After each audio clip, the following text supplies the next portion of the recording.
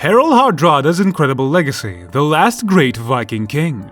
The Anglo-Saxon era in England came to an abrupt end in 1066 with the Norman Conquest, but what's been largely forgotten is that England was the target of a different, completely unrelated attack just a few weeks prior to the Battle of Hastings. Viking soldiers from Norway, led by King Harald Hardrada, who would perish on September 25th in the Battle of Stamford Bridge, were the would-be invaders. Welcome to Historical Saga, the one-stop channel where you can find everything about ancient history. In today's video, we will go through Harald Hardrada's incredible legacy, the last great Viking king. Before getting into the video, please share and subscribe to our channel for more videos like these. Also tap on the bell icon for notifications. Without further ado, let's get into it. So, who was this exceptional individual whose unsuccessful invasion of England has always been eclipsed by William the Conqueror's triumphs? And why is his death seen as the end of the Viking Age today? Between 1046 and 1066, Norway was ruled by Harald Sigurdsson, also referred to as Harald III of Norway, and given the saga's nickname Hardrada. Additionally, he attempted to usurp the English throne in 1066 as well as the Danish throne until 1064. As a military leader and mercenary in Kievan Rus and the head of the Vengrian Guard in the Byzantine Empire, Harald had lived in exile for around 15 years prior to his ascension to the throne. In 1015, Star Gudbrandsdottir and Sigurd Syr, her second husband, had a son named Harald in Ringerike, Norway. As one of the most powerful and prosperous chieftains in the uplands, Sigurd was a minor king in Ringerike. Sigurd Syr was the youngest of King Olaf II of Norway's three half-brothers. Harald exhibited characteristics of a typical rebel in his adolescence. He had lofty goals and looked up to Olaf as a role model.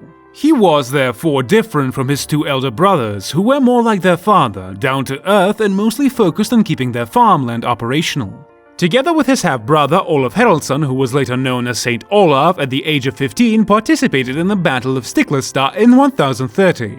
Olaf was attempting to restore the Norwegian throne that he had forfeited to Canute the Great of Denmark 2 years prior. As documented in the Gardariki sagas, Harald was sent into exile to Kievan Rus after he and Olaf were beaten by soldiers loyal to Canute in the battle.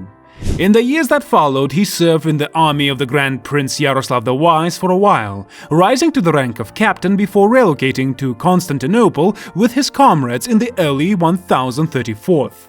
He quickly advanced through the ranks at Constantinople to become the leader of the Byzantine Varangian Guard, and he saw action on the Mediterranean Sea, in Asia Minor, Sicily, possibly in the Holy Land, Bulgaria, and in Constantinople itself, where he became involved in the imperial dynasty struggles. Throughout his time in the Byzantine Empire, Harald accumulated a sizable fortune, which he sent to Yaroslav in Kievan Rus for safekeeping. In order to prepare for his war to retake the Norwegian throne, he ultimately left the Byzantine Empire in 1042 and returned to Kievan Rus. The restoration of the Norwegian monarchy to Olaf's son, Magnus the Good, during Harald's departure from the country may have come to his attention. Sigurd, like Olaf's father, is said to have been a great-grandson of King Harald Fairhair through the male line according to the Icelandic sagas, particularly Snorri Sturluson in Heimskringla. The majority of contemporary academics think that the Fairhair genealogy's other predecessors, as well as those assigned to Harald Hardrada's father, are inventions that more accurately reflect the political and social expectations of the author's time than historical truth. It is quite strange given that Harald Hardrada's supposed descent from Harald Fairhair would have given him a great deal of legitimacy in conjunction with his claim to the Norwegian throne, but it was not given any significance during Harald Hardrada's own time. Olaf, Harald's brother, was exiled in the wake of a rebellion in 1028 and only came back to Norway in the early months of 1030. When Harald learned that Olaf intended to make a comeback, he assembled 600 soldiers from the uplands to wait for the return of Olaf and his men in the east of Norway. After this warm greeting, Olaf proceeded to assemble an army and finally take part in the Battle of Stiklestad on July 29, 1030. Harald fought on his brother's side during this conflict. The main goal of this battle was to reclaim Olaf's rightful place on the Norwegian throne, which had been usurped by Canute the Great, the Danish monarch. The battle ended with the victory of Canute the Great. Olaf was killed and Harald suffered serious injuries in the battle. Despite this, it was noted that Harald had demonstrated a great deal of military skill during the conflict. Before we move on, for some more interesting content like this, make sure to subscribe to our channel. Hit the bell icon to receive notifications whenever a new video is posted. Now, back to the topic. Due to his experience leading troops, Harald's rule was distinguished by his penchant for using force to settle conflicts. In fact, one of his skalds boasted about how Harald destroyed agreements he had made during his fight in the Mediterranean. The struggle between Harald and Sweyn in his invasion of England are the two main topics covered in the sagas, but nothing is mentioned about his domestic policy. This is interpreted by contemporary historians as an indication that despite his absolutism, his reign was one of peace and advancement for Norway.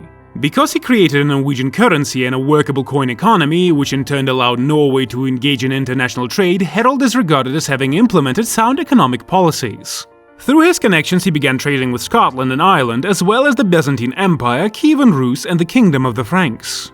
The later sagas claim that Harald, who spent a lot of time in Oslo, created the city. When Magnus's rival in Denmark, Sweyn II of Denmark, joined forces with Harald, they began to raid the Danish coast in 1046. Given that Harald would also share his wealth with him, Magnus, who was unwilling to confront his uncle, consented to share the throne with Harald. When Magnus passed away the following year, the co-rule abruptly came to an end, and Harald was left as Norway's lone king. In his own country, Harald quelled all local and regional opposition and detailed the geographical unification of Norway under a national government. A thriving coin economy and foreign trade were established during Harald's reign, which was presumably characterized by peace and stability. Harald also claimed the Danish crown and spent practically every year up to 1064 invading the Danish coast and battling Sweyn, his old friend, likely in an effort to revive Canut's North Sea Empire. Despite having strong campaigns, he was never able to take over Denmark. Shortly after Harald gave up his claim to Denmark, Thorstein Godwinson, a former Jarl of Northumbria and the brother of the recently crowned though shortly-lived English king Harald Godwinson, swore allegiance to Harald and extended an invitation for him to ascend to the English throne. The English regional forces of Northumbria and Mercia were routed by Harald's invasion of northern England in September 1066 with 10,000 soldiers and 300 longships in a coastal raid and the Battle of Fulford, which took place close to York on September 20, 1066. The Battle of Stamford Bridge, which took place on September 25, 1066, saw Harald Godwinson's soldiers surprise Harald, who had initially been victorious, and murder him. This onslaught nearly destroyed Harald's army. The end of the Viking Age has frequently been cited by contemporary historians as being marked by Harald's passing, which put an end to his invasion. The body of Harald was transported to Norway and interred at the Mary Church in Nidaros a year after his passing at Stamford Bridge. His body was reinterred around a century after his original burial at the Helgesta Priory, which was destroyed in the 17th century. It was revealed a month later that the plan to exhume the king has been abandoned. That will be all for today. If you like this video, please give us a thumbs up. Make sure to subscribe to our channel and hit the bell icon to receive notifications.